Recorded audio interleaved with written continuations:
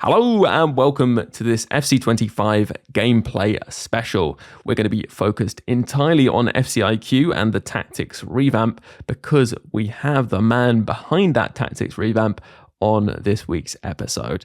I'll introduce first, though, co-host of the Foot Weekly podcast, Josh Excels. Good to have you back. Yeah, thank you for having me. It's exciting times. IQ's been one of the biggest additions, I think, to how we've played the game this year, and it'll be good to kind of talk about it in a general level, and obviously with the new patch coming and new roles. Yeah, looking forward to trying those out. People may have started to already listening to this podcast, and we have the man behind it all, as I said, on this podcast. It's gameplay producer Tom Kalefi. Hello, welcome to the podcast. Thanks for having me. I'm excited. It's always fun to be on this podcast. A little nervous, but yeah, I love it. Oh yeah, I know you've been in Canada a long time now, but it always impresses me when someone comes on and does the podcast not in their first language, because I find it hard enough myself in my first language. Oh yeah, I before English I spoke Spanish and Portuguese. Portuguese is my official language, and Spanish. So this is like my third language. Wow, third even, yeah. Yeah, so but now I live English. I dream in English, everything. So and in IQ probably as well. Actually, we should get into that now. So let's set the scene a little bit. I mean, the IQ system that is a revamp of the old tactics system. Sort of how long had you been working on that, and how long was the old system in the game? What, like 10 years, maybe longer? I think even more than that. I remember when we started discussing it. I think it was around January 2023. Almost like 2 years ago at this point. And that's when we were like, okay, let's redo it. That's kind of when we decided that we were going to redo it. But even before then, we've been discussing about the old system. And you guys know, like, really, on our dev side, the old system really didn't do what we wanted. And it couldn't. Like, it was very, like, fluid in a sense. I will be honest, it could ignore you most of the time and just kind of do what it wanted, right? Even though you maybe asked for certain things for the system, like, oh, I want my player to come back on defense, or I want this. If the system didn't think it was good, it wouldn't do that, right? So it was very tricky to handle. And for users, you really didn't have the control that it seemed like you did. Whenever we saw problems, it was really difficult to fix it. All of us on the dev side, like all of the designers and producers, we would identify something live, and it would be very tricky to kind of improve upon it or kind of address problems. It would take a piece, everything would fall apart. Don't get me wrong, it was super smart and it did so many good things. It had a perfect tactic, but it couldn't really take control over it, players or us. So I think that's one of the big things. Like, we couldn't reproduce a real tactic. We couldn't adjust it. Nobody could control it very well. So then we're like, okay, we can redo it with the focus of giving players more control in that sense.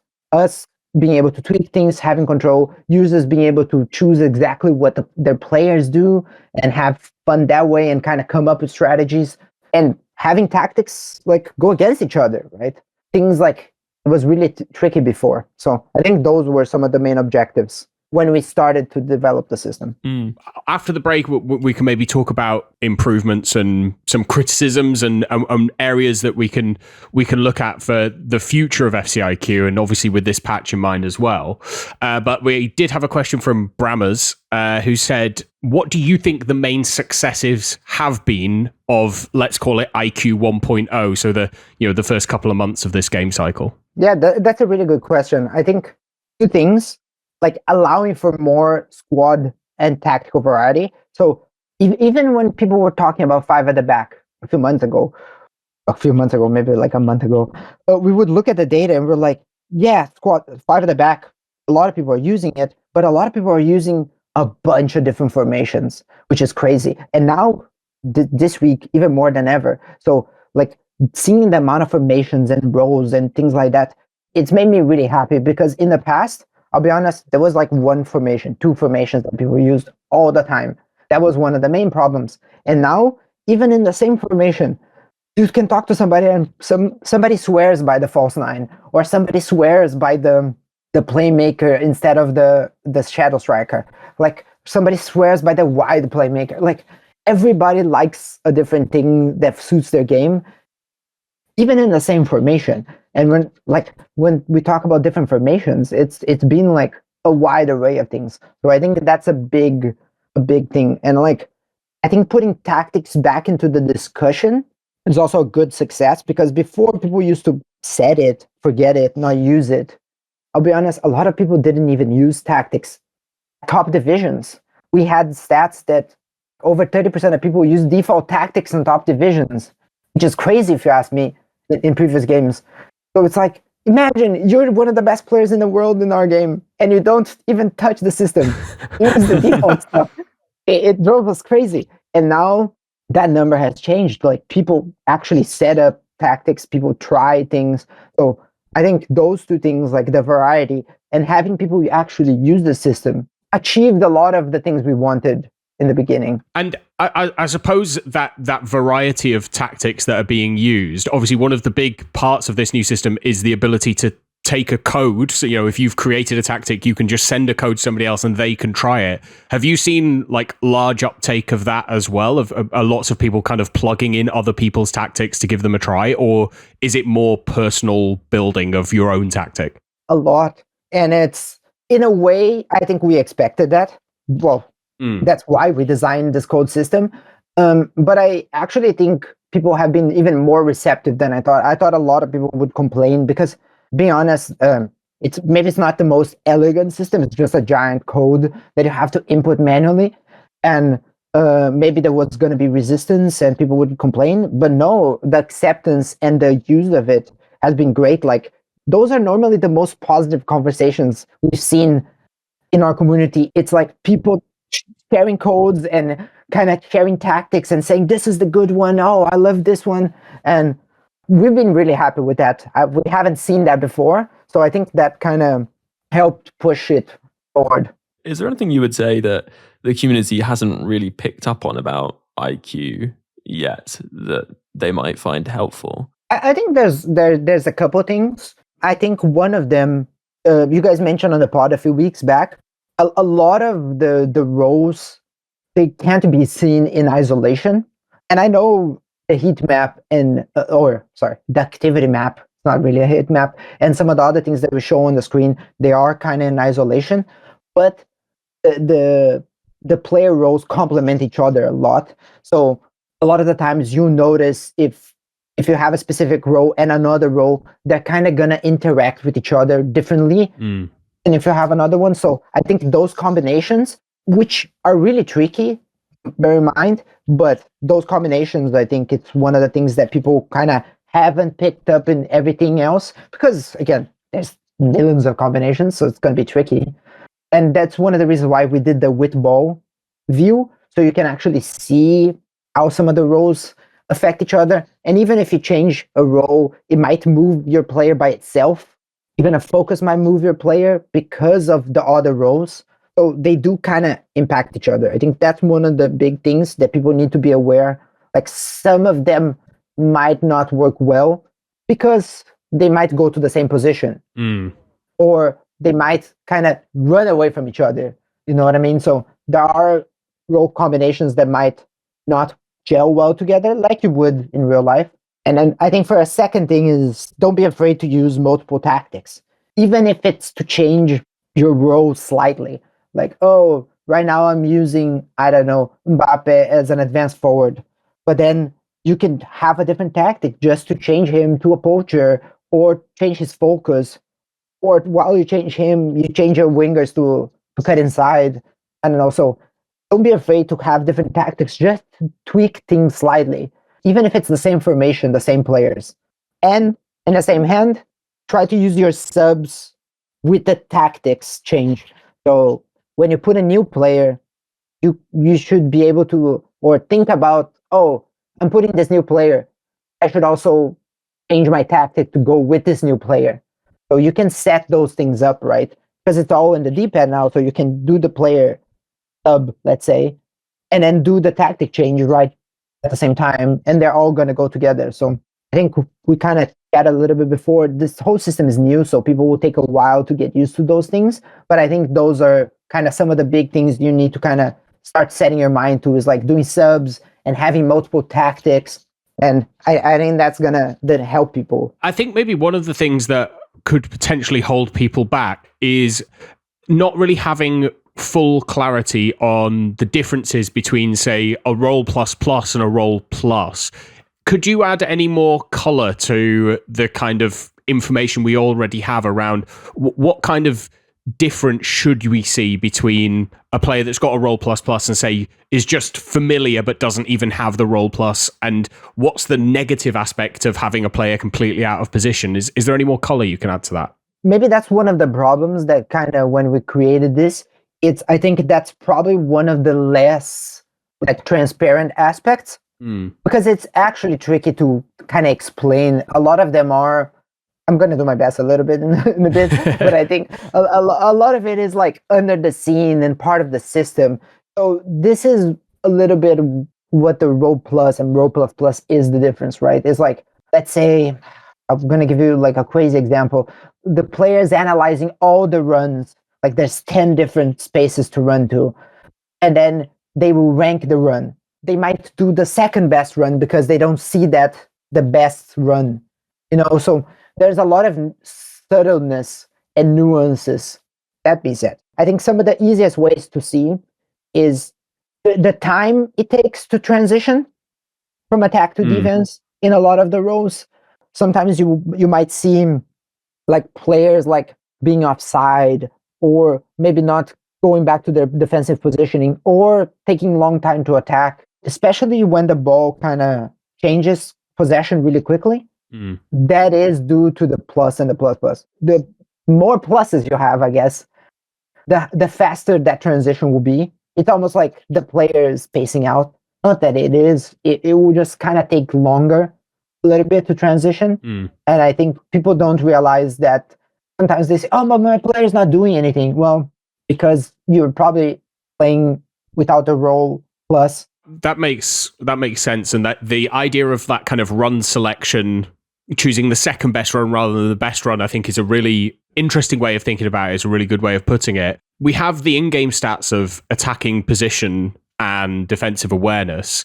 How much do they play a role in that run selection or their ability to position themselves well defensively? Can you kind of make up for not having the plus plus by having high attack positioning, or are they separate systems? So they're together in a way. So like the plus and the plus plus influences a lot of different things. And one of them is the attribute. So before, like we only use attacking positioning or defensive awareness to do stuff like, oh, let's say you're going to maintain your defensive line. We mostly use the defensive awareness. You're going to find a space. Let's use your attacking positioning to position yourself.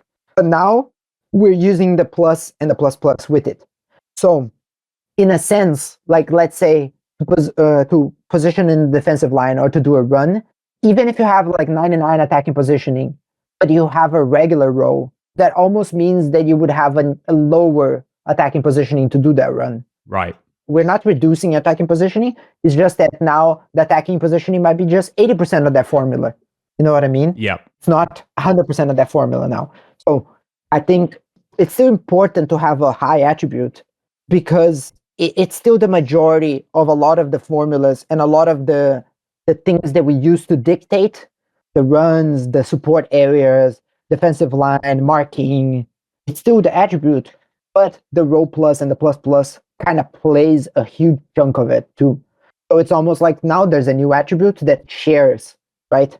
And for example, being out of position, that almost means like you get no chunk of that other part, right? So it's really, it can be really drastic. Yeah. It's like, oh, let's say instead of 100%, we use 60% now of the attribute. Okay, so if you're out of position, you're losing 40%.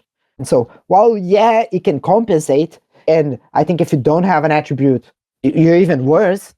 It is important, right? The roles are playing a big part of it. I think one of the things that we can try to do, I think, is kind of break down more elements and more moments where the role plus and plus plus are important in the future. Even if it's like updating the article or doing that kind of stuff, I think we need to keep talking and showing people how important that is. Yeah, that would be super helpful for sure. Yeah, I'm assuming it changes depending on what role we're talking about here, and there's a lot of variety. But if you were to sort of give them a percentage for each thing, would you say it's like no roll at all, so they're not familiar with the roll at all, is like 60%, and then the regular roll is like, I don't know, 90%, and then, do you see what I mean? If you had to give it differentiation, is there a big jump between them, I guess I'm saying, between certain ones, or is it quite a consistent step up? No, that's an interesting question. Again, I don't think it's as simple as that, but I think the biggest one is the out of position.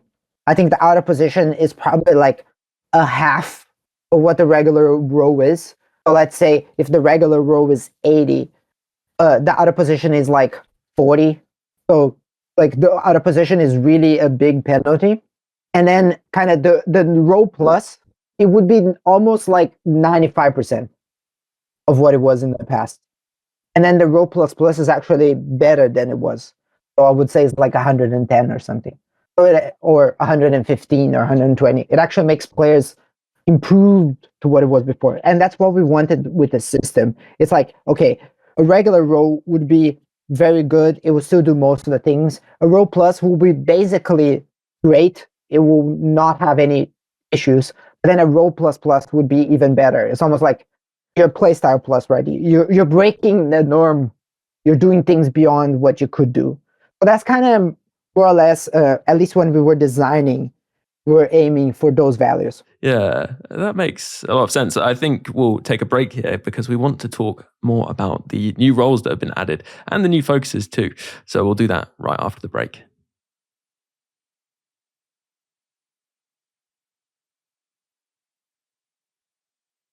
Hello, welcome back after the break. Right, we have quite a few new focuses coming to various positions as part of the recent update. And we also have 2 new roles. So, 𝗏𝗏𝘀𝗀, starting with the Classic 10, could you tell us a bit about how that role works and why it was, I guess, added in addition to the cam roles we have? It's an interesting role. I think there's not a lot of players that play like that anymore. That's why it's called Classic 10.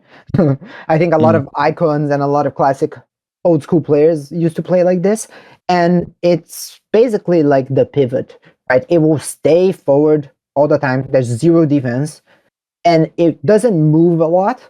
It kind of occupies like the middle of the pitch, or the cam area, the central attacking area, and it stays there. And then the idea is that you can use the Classic 10 to kind of create the attack, or to like receive the ball and kind of score from outside the box. So it will be a reliable role that it's always in attack in that area. So you can expect and where they will be. It's an interesting role, and there's 2 focuses for it. There's the attack that kind of stays in the middle, and then there's the wide that kind of can drift a little bit wider to cover a little bit more of that cam area. Do you envision the Classic 10 as being a role that's used more behind like 2 strikers, or do you think it can work behind a single striker as well? I think it can work behind a single striker, but then I would pair like maybe with 2 cams, and then maybe have the second cam as a shadow striker or something like that. So I think the Classic 10, they are good to supply the ball to other teammates and kind of be that central pivot from attack, because they do have one characteristic that is like trying to always be free. So while they don't move a lot to other areas forward and back, they'll always try to kind of be free to receive the ball. So I think it's if you're using with only one player, it would work with one striker, but then it would be good if you have another player doing a run or things like that. So the more player you have for the Classic 10 to supply the ball to, the better. And then moving on to what is, I think, a little bit more of a complex role, actually, the wide half. How is that going to work? That one is trickier. It's almost like an opposite of the false back. Right, yeah.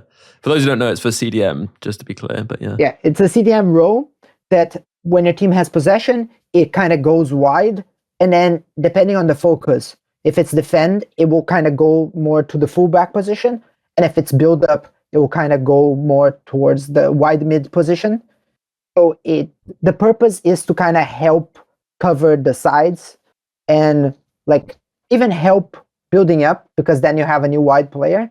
So it pairs really well with other types of players. But yeah, it's an interesting role that kind of opens up your team in possession. And then when your team loses possession, they go back to the middle to defend centrally. So we shouldn't be thinking of them as players who are going to kind of cover your fullback who's gone forward? Or would they be there for the counter initially and then move back? Or are they just going to go straight back into the center? That's a good question. That's the purpose, right? So as soon as you have an attacking wingback or something going forward, that's what the wide half can be used for, is like to kind of cover that gap. So let's say you have in one side you have a fullback balanced or defend, and then in the other side you have an attacking wingback. Well, you can have your wide half cover that attacking wingback. Then you don't lose, let's say, a good line or things like that, because you might have another CDM or another CM, so you might not need that support in the middle right there, but you also don't want a gap on the wings. So then your wide half can do that work to cover the sides. And I guess the wingback will recover and come back, or attacking wingback, and that means that they don't need to go into the defensive wide position, the wide half. They can go back into the center because the fullback has recovered. Exactly. So they will do that movement to kind of come back when the wing is covered again and things like that. So they are they're a more defensive focus, but I think they can be really useful for some new strategies that we haven't seen before, and probably enable more wingbacks and attacking wingbacks. I definitely think that's one of the major kind of plus points, I think, of the wide half role, is that we should start seeing more attacking fullbacks, because I think for a lot of people, they like the sort of fullback balanced role and just having that back four kind of set to stop the counters. So I do hope we'll see a difference of that. But I do think it probably lends itself back to something we've talked about a few times around your positional setup, and the roles that you have in your team will affect which side the wide half will go to cover. You know, if you've got an attacking fullback on the right-hand side, they're going to go and cover the role on that right-hand side rather than covering maybe a fullback balance that's still on the left. Yeah.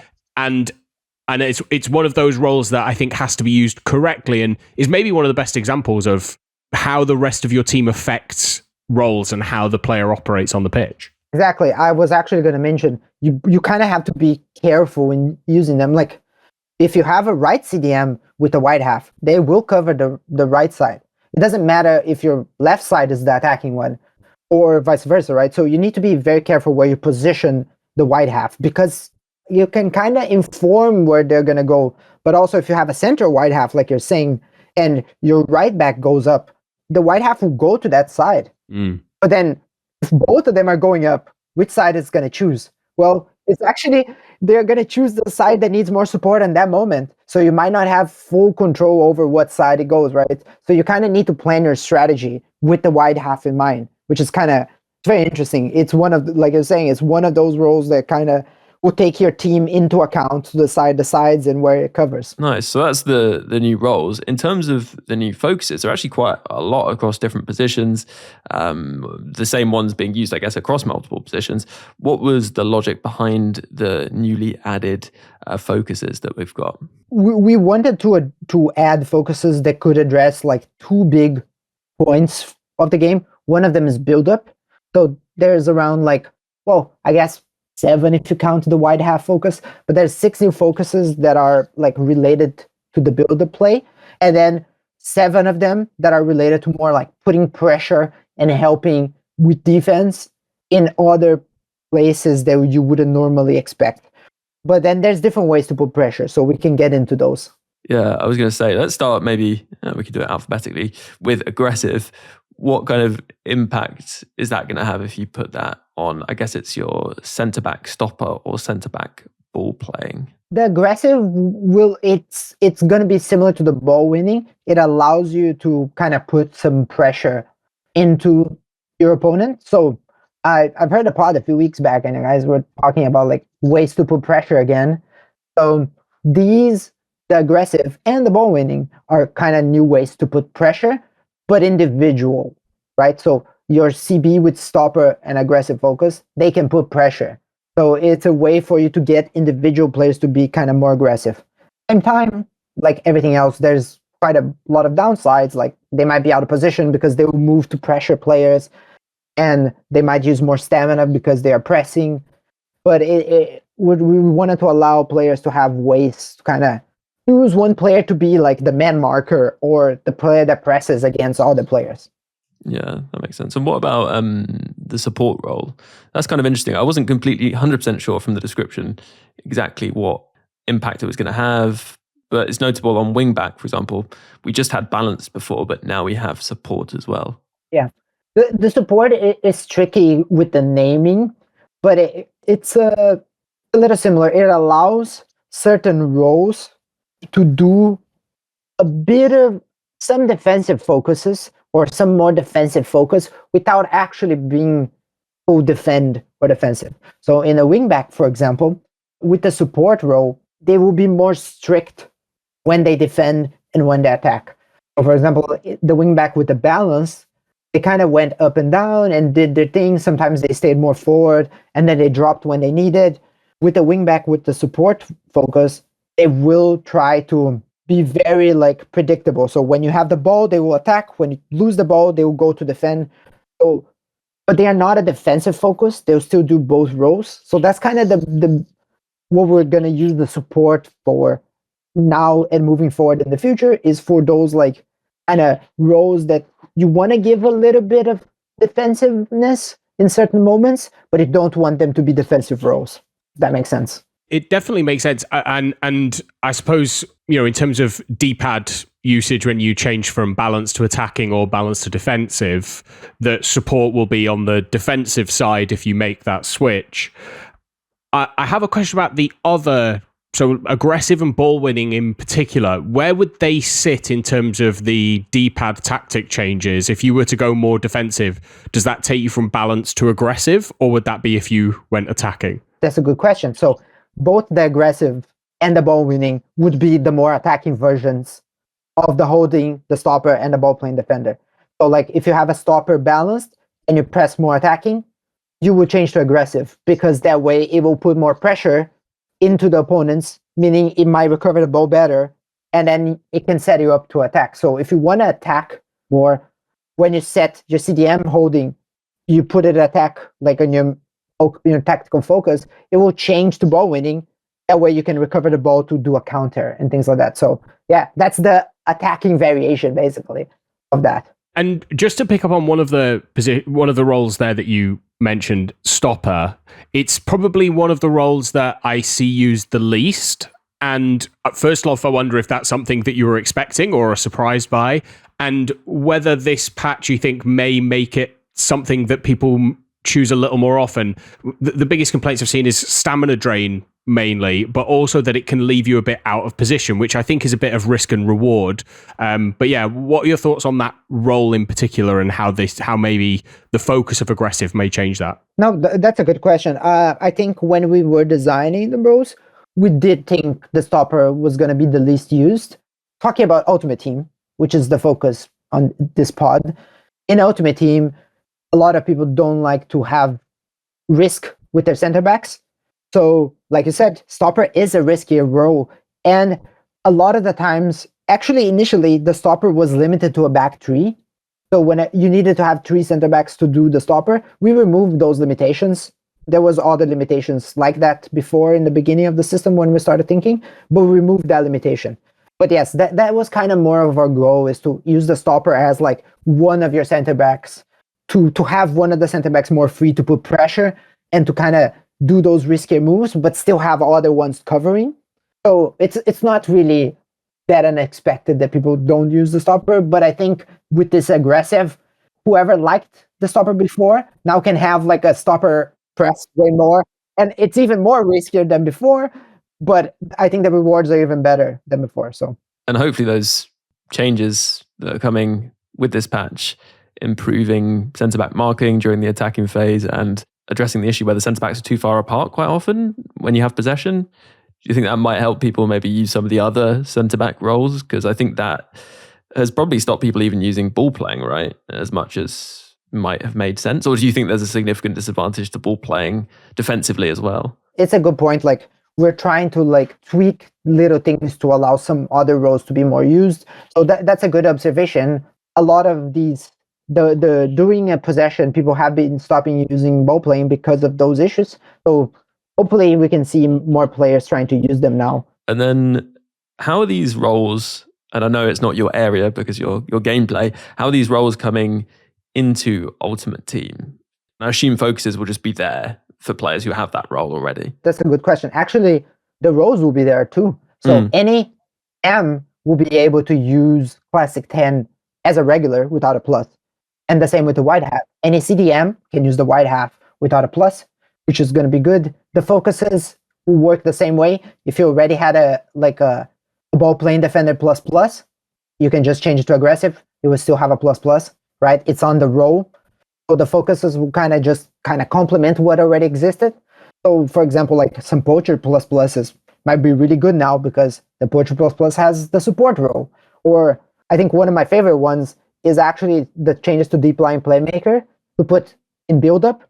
The deep line playmakers, the plus and the plus will be even better because now they have a build-up focus that allows you to do. So even the CM build line playmaker only had one focus before, which is defend. Now it has a build-up, which is actually going to make it way more versatile. So that's one of the ways. And like it normally is with Ultimate Team, you can expect plus and plus versions of the Classic 10 and the white half in some new items. I'm not sure when, but you can look forward to that. I will say, just going back to the deep line playmaker, when I saw on the activity map that little green square in the sort of center attacking mid role, I got very excited about what you might be able to do then with that role. It makes it a lot more usable. It's great to hear you say that, Josh. We have a lot more things planned too, like for this patch and for the future. So you can look forward to us kind of continually improving the system. On that, we'll take a break and we'll come back and talk more about some of the criticisms. We've got some listener questions and feedback to cover. So we'll do that just after this break.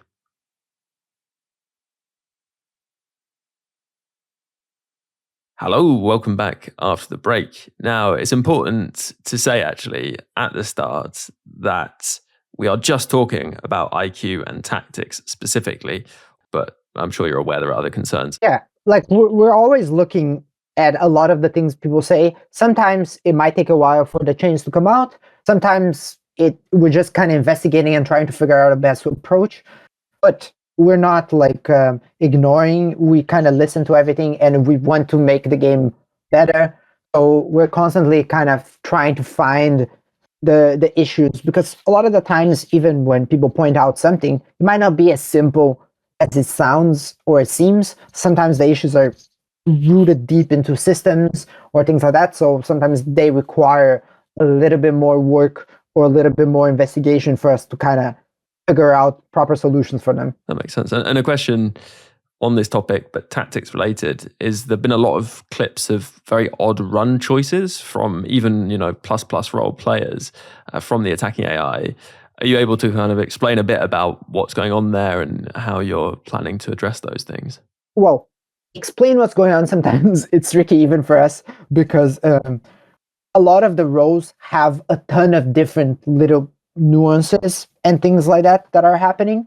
So sometimes what you might see, like I've seen, like I think we were just discussing yesterday, one of the recent clips that is Mbappe advanced forward plus kind of running away a little bit, and we kind of realized that he had a bunch of like little combinations of little things at the same time, and then made him return to his formation position. So there's a lot of, we see all the clips and kind of investigate, and we try to break them down. Sometimes it requires a little bit more work for us to figure out what's happening. And it's one of the things that we mentioned before, since everything affects each other a little bit, that kind of ends up happening, like, oh, because this player is kind of doing the run, Mbappe in this case doesn't think he needs to go that way.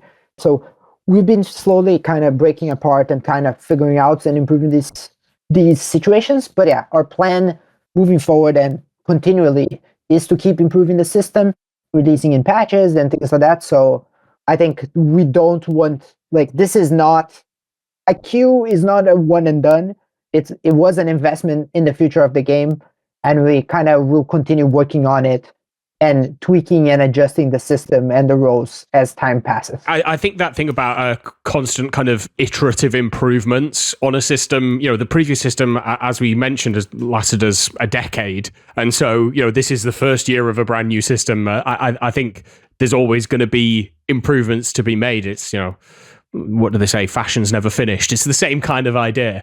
Just moving on to something a bit differently and more about how we implement roles. JJ Inc. asked, what combination of roles can consistently lead to one or both of his central midfielders getting into the box for scoring chances? He kind of wants to create a true attacking central midfielder, I presume kind of like the Lampard type, where they can play a role defensively but really be arriving in the box at the end. Is there a combination of roles that allow you to do that? Which one would you choose? Yeah, right now I think there's not much. I think the box-to-box might be the closer, maybe a playmaker attacking. The new deep line playmaker build-up will move up too. That might be a good one to try it out. I think that's one of the things we know and we want to improve in the future, is like the over-dependency on some things like trigger runs, for example, and having some more runs happening or some more rows that kind of allow you to kind of break through. So we do have some things planned, and even though we're going to keep tweaking some of the existing rows, there's like these sorts of things is like the feedback that we want, right? Oh, I wish I could get my CDMs getting into the box for scoring chances. If that's not happening, we can sort it out. So kind of keep those like types of feedbacks and those things coming, because that's how we're going to make the IQ system even better and better and better. I suppose when you kind of make that decision that you want to change something or improve something, there must be like a fairly decent lead up time to you actually being able to implement it in the live game. What is the process kind of internally for that? And is it a long time for you to make these changes, even though you are now able to do so with IQ? Yeah, I think that, again, like I said, that was a big difference. Like before we could, but it was really tricky to kind of change things.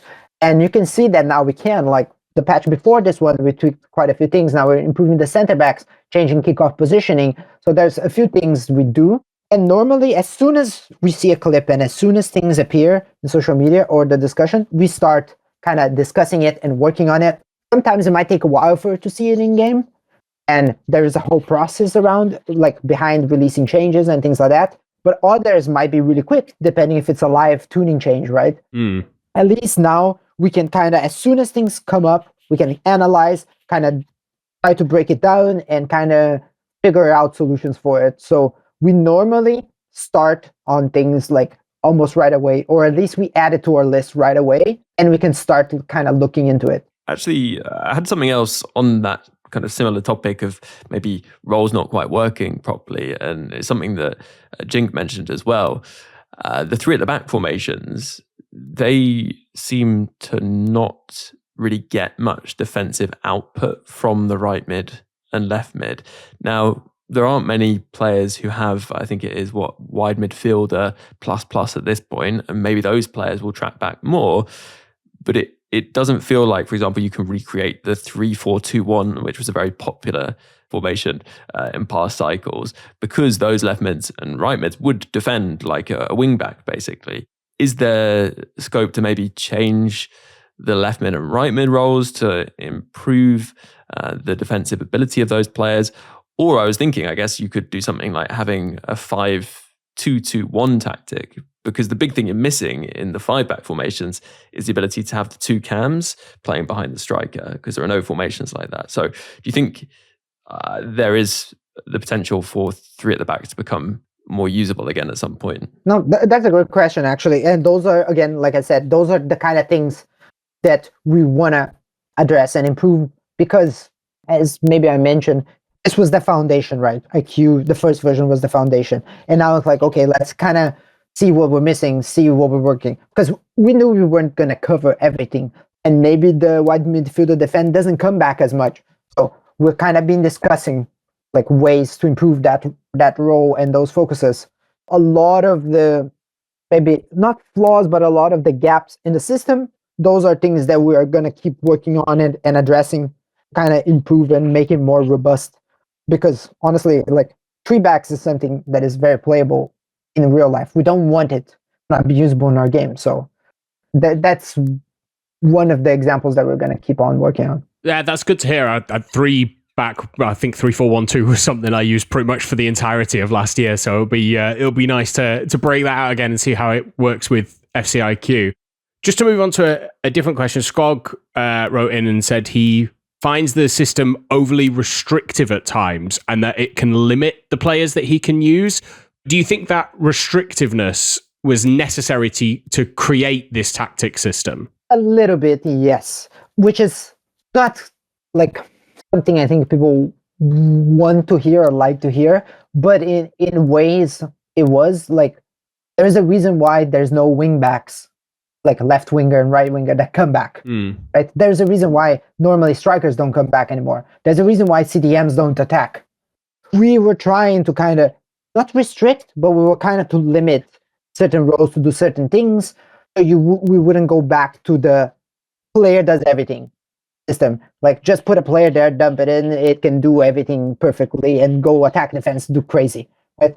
Like we didn't want that. We kind of needed to start from a more restricted system in order to kind of start expanding it. But at the same time, yeah, there are some issues. Like, for example, like he said, like, oh, a left mid that can play as like a winger plus, but it doesn't even have a plus, or it doesn't even have the left wing position. Yeah, I think those are some issues that is not just on the system itself, like on gameplay.